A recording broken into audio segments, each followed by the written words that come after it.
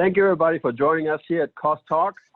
We're excited to talk today about this exciting topic of the value of costing and changing business environments. We're really happy and excited to be part of the SAP FICO conference. Very unique event, and I am mostly excited having these two gentlemen with me today. Steve McKitty, consumer product C-level executives with 20 plus years of experience in various industries. And we're excited to have Steve here today as part of this panel and share with us his thought leadership and his experience related to the importance of cost and profitability. All right, welcome, Steve. Thank you, Adrian. I appreciate the opportunity. Yeah. We're also with us Matthew Smith, the CEO and president of 3C Software, with 25 years of experience in assessing, designing, and implementing cost systems across all various industries and across all industries pretty much. And his perspectives together with Steve's knowledge and thought leadership will guide us through this interactive discussion today and really bring a good perspective towards today's business environment to us. So welcome, Matthew. Yeah, thanks a lot, Adrian. And hey, Steve, good to see you, I guess, although it be virtually. Very glad to be here today and excited to be at the FICO conference. Yeah, likewise. Yep. Awesome. So with that, I would say we'll jump right in. Sure. So I'm going to start with our first topic. Steve, can you elaborate on the importance of product costing in today's fast-paced, but also very volatile as it is right now, business environment? Yeah, certainly.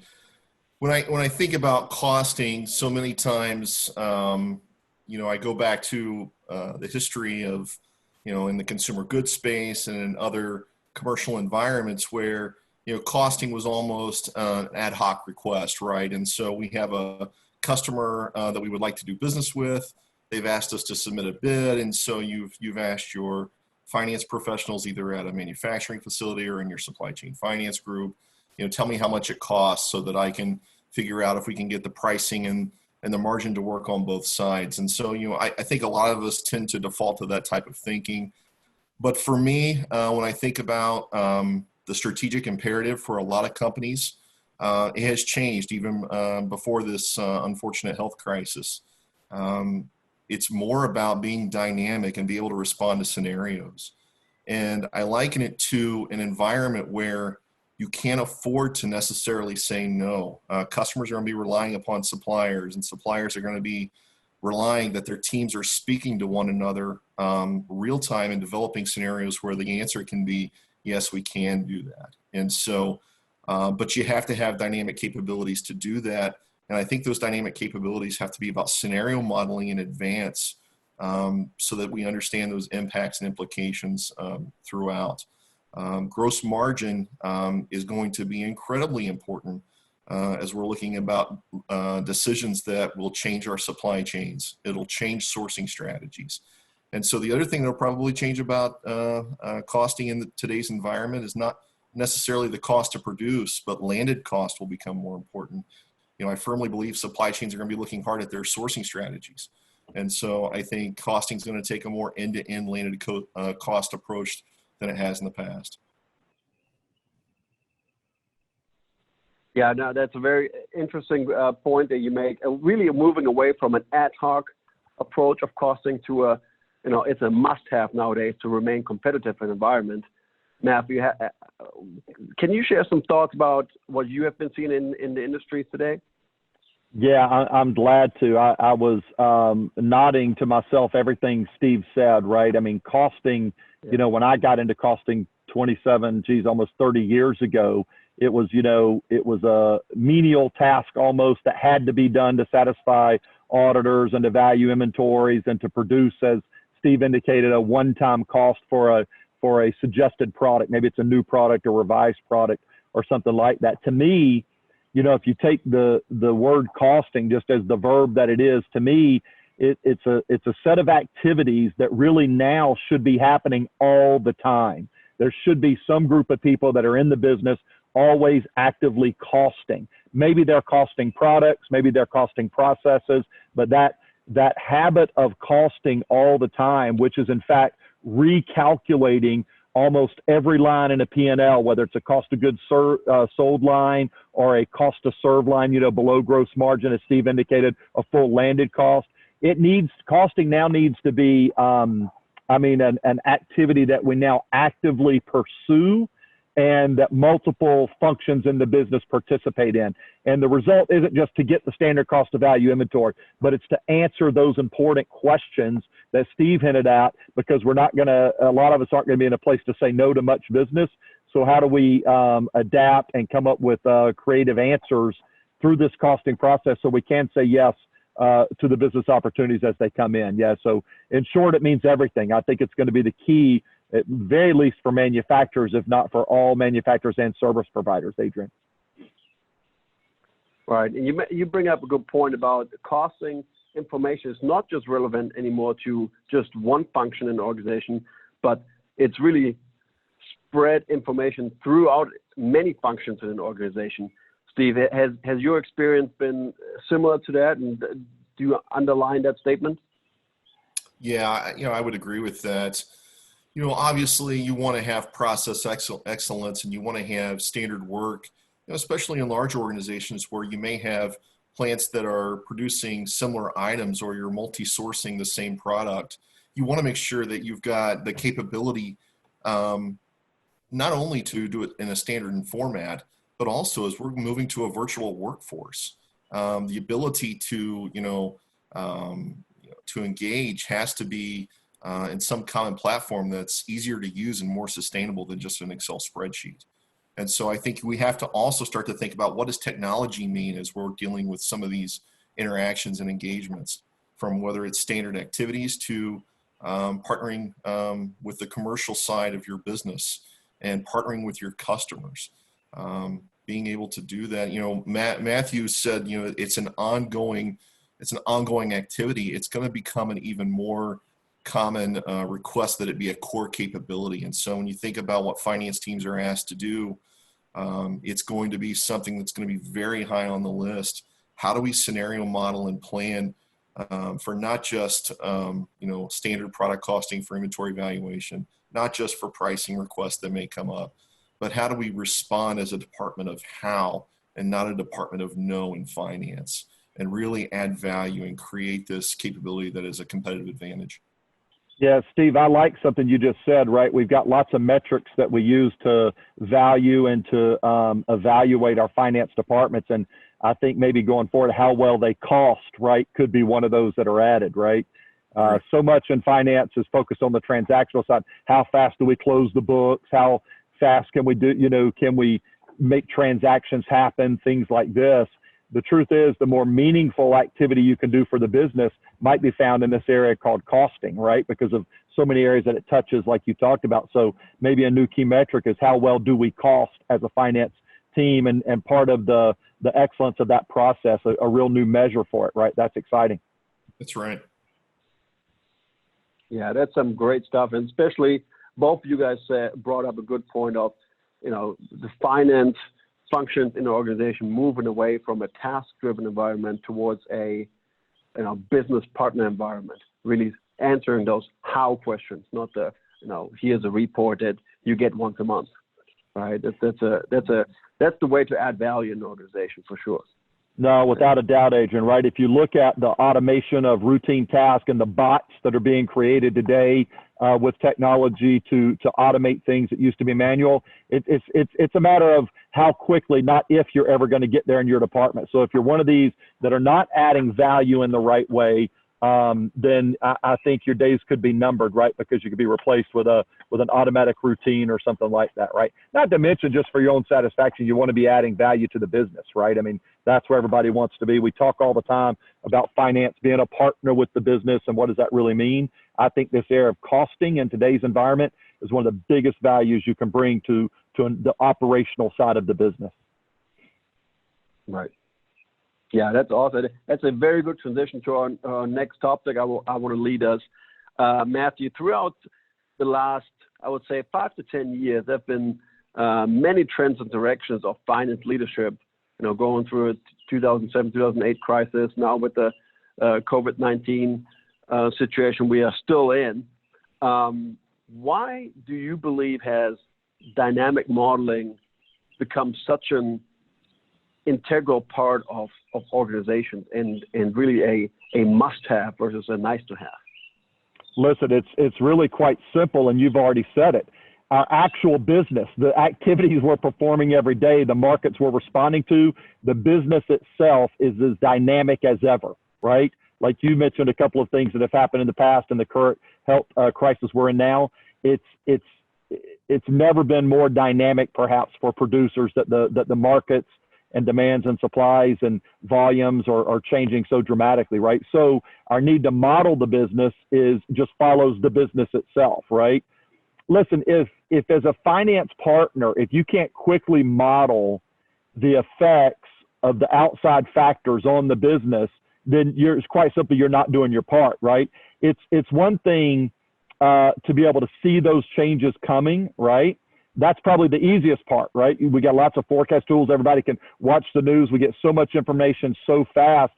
Seeing a change coming is probably the easy part. The tougher part now is to take that change, model it back through my business, and feed my decision makers with good information that says, hey, we all see this coming in the market. Here's how I think it's going to affect us. Maybe, worst case, best case, and most expected or most typical results. So it's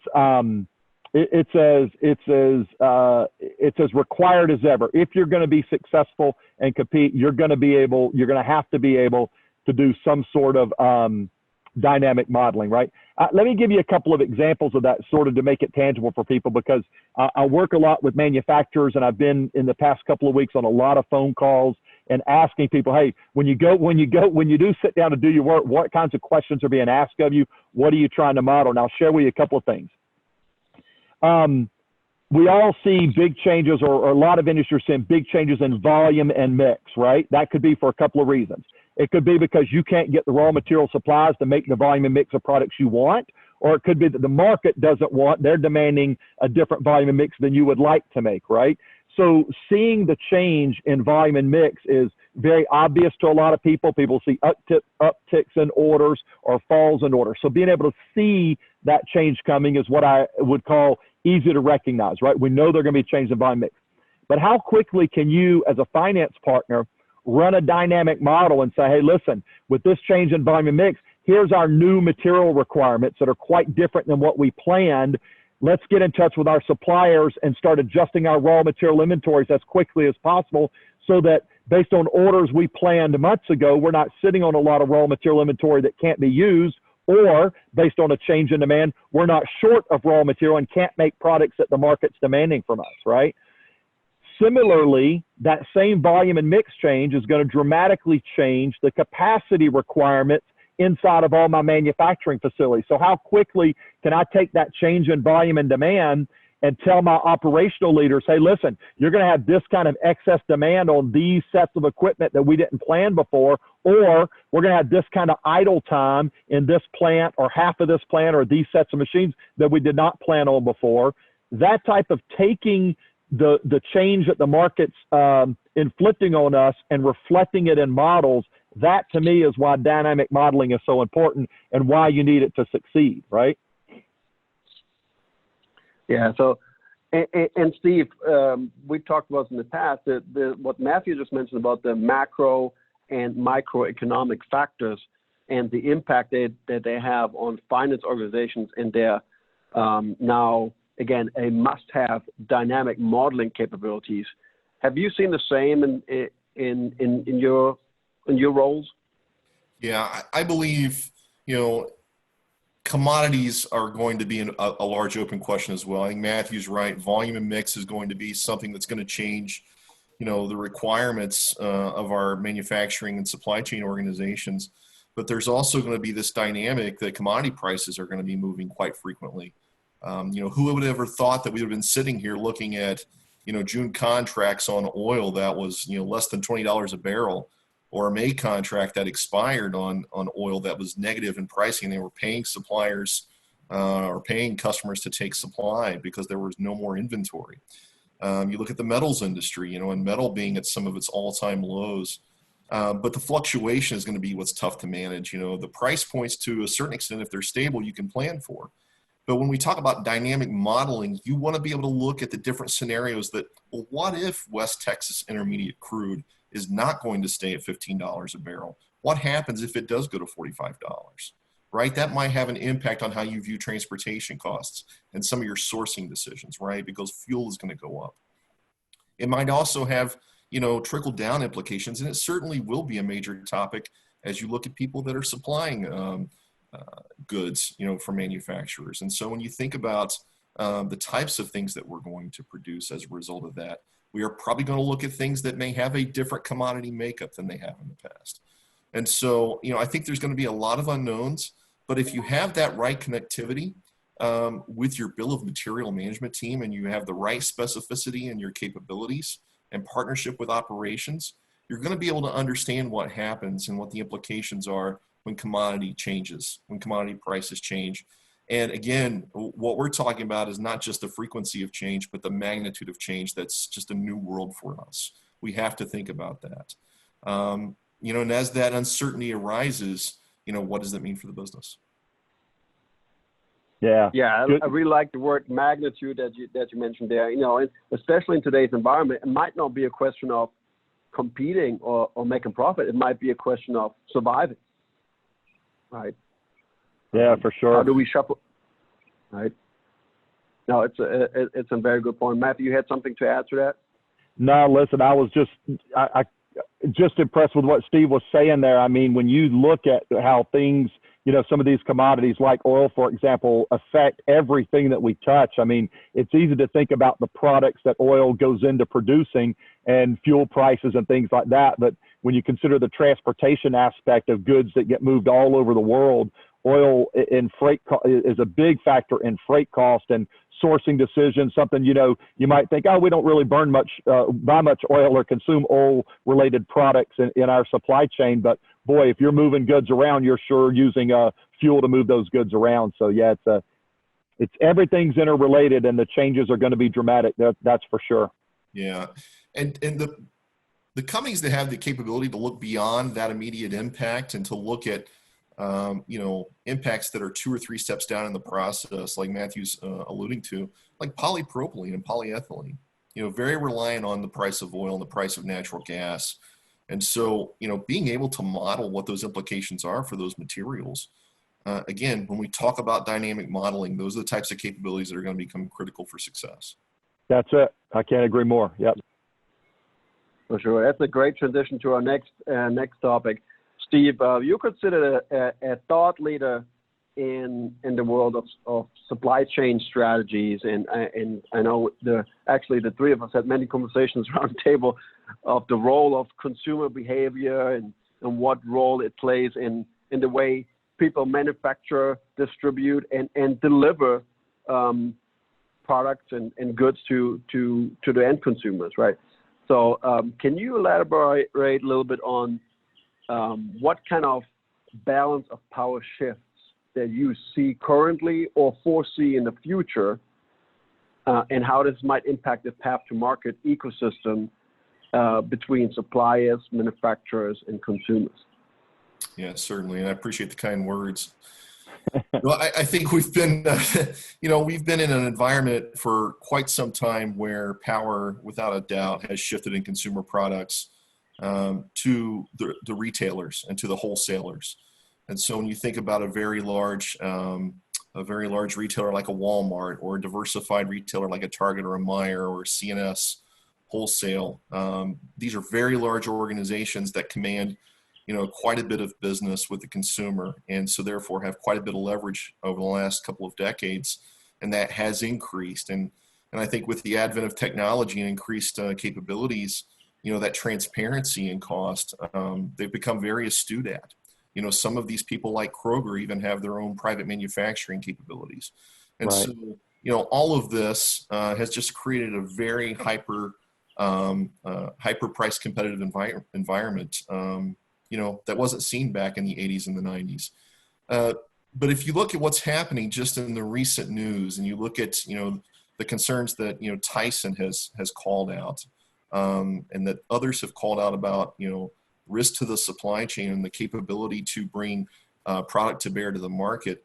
I think we're blessed with a nation of capable leaders and capable companies, but there are limits to what capacity and flexibility exist within those organizations. And so I think retailers are going to have to take a step back and really think about some very complex requests that they've made. You know, you think about the tail of products that consumer goods companies have been asked to supply, and the different types of products they've been asked to supply. A lot of times those are very low volume items, and those are items that put stress and undue complexity in the supply chain and path to market. And so as we look at, you know, how we move forward in an environment where we want to make sure there's food on the shelves, we want to make sure that there's goods on the shelves that we can take care of our families and take care of each other with.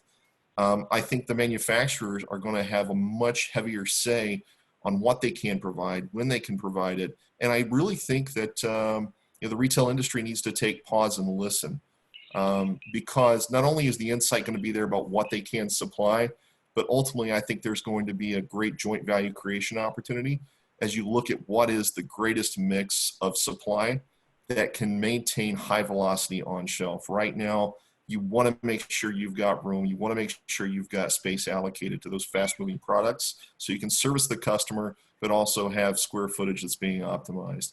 You know, so that's a little bit I see playing out in the manufacturing space, and certainly why I think it's important now more than ever. Yeah. Hey, Steve, let me jump onto the tail end of that. Exactly to your point, I was in my local grocery store. I live in the Atlanta, Georgia area in the United States, and we have a very powerful grocery chains here, like you alluded to, where the grocers, probably as bad as any other retailer, has put tremendous pressure on the producer of food products, right? And they just have absolute power over them. And I was actually in the grocery store, and I happened into a regional general manager because of all the demand and the things that are going on. He was touring this area, and I saw a bunch of people hovered around him. So I asked who he was, and I got introduced to him. And I was so tickled inside, having been a proponent on the manufacturer side for so long. I asked him about these orders and when he was going to get more supply. And what he said to me just blew me away. He said, listen, we're placing the same orders we always place, and we just are taking whatever they'll send us. And so I kind of grinned in a way inside and said, boy, isn't that a shift in power, right? Because it's for so long you'd pull up, and if they changed their mind between the time they ordered it when your truck got there, they might send it back on the truck, right? So it's quite a shift in power, exactly like you said, that I hope the retailers will take pause to, because ultimately you could take a lot of cost out of the overall supply chain, which helps ultimately the consumers and the retailers and the manufacturers and suppliers, right? Because you alluded to it, there's a lot of product that these retailers demand the manufacturers service that the cost structure just doesn't support it, right? If you weren't getting all the other business, you just wouldn't have it. So I don't know. I think ultimately it's going to be interesting when this current health crisis is over and we return to some type of normal. What I'm going to be curious to see is what kind of habits have changed on the consumer side, right? I know that in my family, we've purchased items that we ordinarily don't purchase because what we ordinarily purchase simply wasn't there on the shelf. Yeah. Right. So we've made some decisions when we've gone shopping and we've done things differently and stopped buying some things or found a different brand. So what I think is going to be most interesting in this balance of power shift is to see what habits remain after this short-term emergency, right? What I was doing short-term might become habit because I found a product that I like, or I start making something at home that I used to buy out all the time, or vice versa, right? So that consumer demand, I think short-term we might see some power shifted to that consumer in their change in habits. And as we scramble to understand and get their buying pattern data so we can understand what those new habits are, that's going to be really interesting to me in this balance of power shift. Yeah, no, I completely agree. And you think about, I don't want to, give a distorted opinion of the retail industry. The retailers are trying to do over the last, couple of decades what's right for the consumer. They want to provide great value and a differentiated product set for the customer. So the customer sees value in that trip when they're coming to that store. And that's been very important. And as they've done things like multiple shelf resets. And, you think about a Walmart who has, expectations of velocities, and they want to bring innovation to bear so that consumers see that intrinsic value. That's been very good for the consumer, and again, pricing, it's been very good for cost of food and cost of core consumed goods for the consumer. But if you look at, going forward, it's going to be really more about, supply. It really is. It's going to be more about, thinking through, at least in the near term, what can I do that ensures when they walk into my store, I have available at least the type of products they're looking for, if not necessarily the exact SKUs. So for example, Matthew, you talk about buying something you typically wouldn't buy. Yeah. We may like pulp-free orange juice in my household, but I'm willing to drink pulp right now. It's That's not right. That's it's not right. as big a That's concern as before. And so, I think those are really important considerations as we think about, what is truly going to shift in behavior. Because the last thing a retailer wants to have happen is that someone walks into their store, they don't have that product, they don't have that orange juice, or they don't have that, that type of product, and someone turns around and they go to another store, or they go to, a Costco, a club, or maybe they don't even visit the store. Maybe they go online and they see what is available in a variety of formats with Shipt or an Instacart. Yeah, absolutely. Absolutely. Yeah. It's going to be interesting for sure, right? Yes. Yeah, for sure. Great insights, guys. I really appreciate it. Let's talk about the last topic, number 4. Matthew, there's no doubt that costing in the last years has taken a more dominant role when organizations are making decisions around commercial strategies, right? With the health crisis going on right now and this balance of power shift that we just talked about, right? Can you elaborate on the importance or significance of costing looking forward in commercial strategies? Listen, you know me well, Adrian. You know I'm a cost guy. My answer is costing is your commercial strategy, not how does it impact it, is your commercial strategy, right? Listen, it's going to impact it greatly. Good costing leads to good profitability analysis, and profitability analysis or profit analysis leads to your commercial strategy, right? So without having a good factual and accurate baseline of costing, then anything you're doing on the commercial side that's relying on profitability, of course, costing is half the profitability equation, you're out in the woods. So it's going to impact it greatly. I think that being able to maximize your profit in times of both high demand. Listen, we've seen consumers who say, we can't make enough product, it's flying off the shelf. And we've got other producers, I say consumers, producers, whose product is flying off the shelf. We've got other producers who they're idling plants because nobody's buying their product, depending on what markets they serve in this current crisis, right?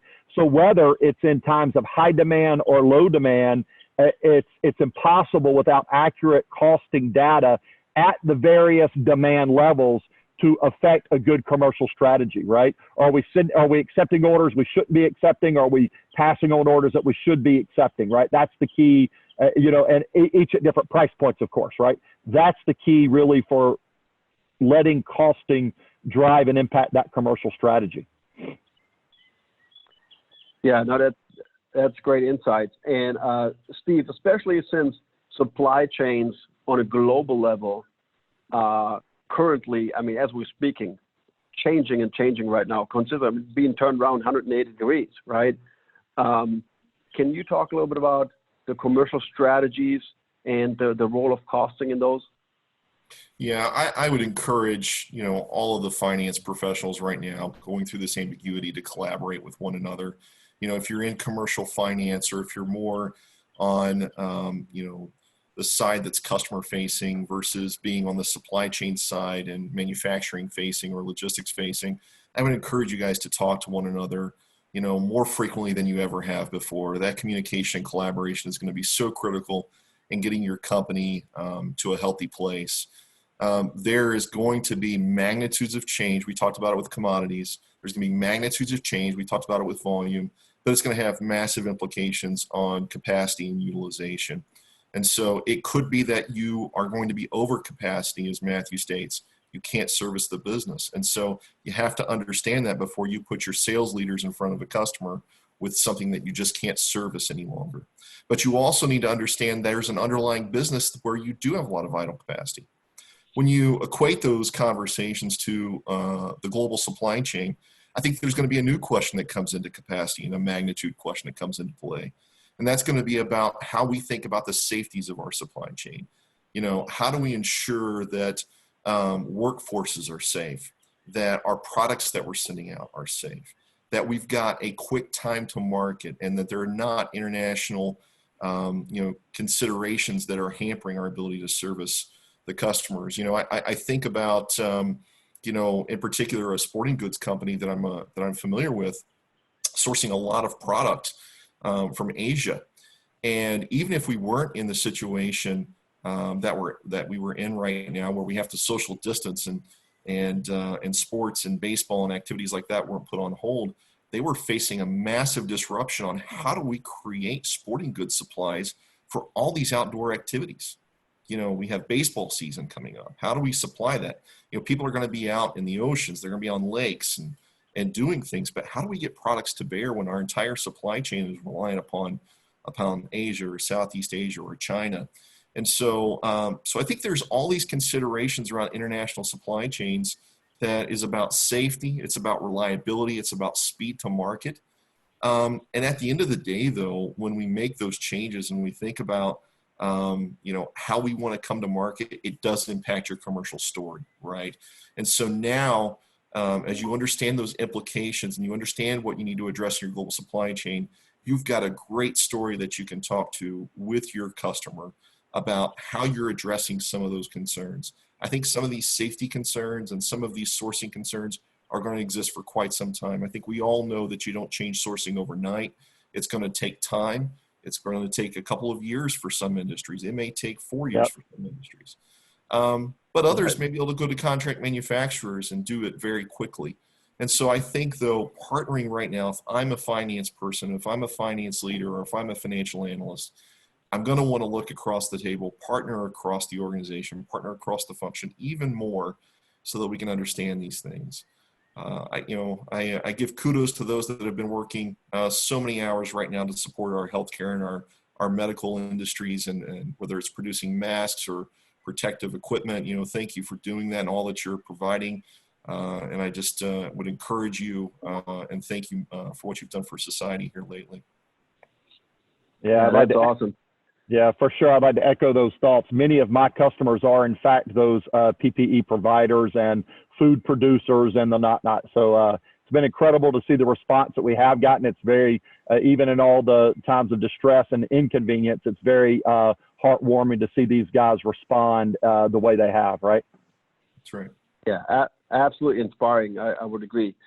Yeah, so that is pretty much a wrap for today. I think we try to close the loop, anything from the role of product costing in today's world towards what's the significance of dynamic modeling capabilities, to talking about shifts of power in the industry and supply chains, all the way towards what impact does cost have on my commercial strategies going forward. So it's really a nice wrap up, and we mentioned earlier, it's moving away from an ad hoc way of costing and the way you think about cost towards a dynamic, everyday, must-have modeling capabilities around costing. All right. So I would like to express great thanks to Steve and Matthew in participating today. I think it was great insights. Enjoyed having you guys, and hope we can do it again soon. Yeah. Thank you, Adrian. Glad to be here. Thank you, Adrian. Thank you, Matthew. And guys, everybody stay safe and healthy.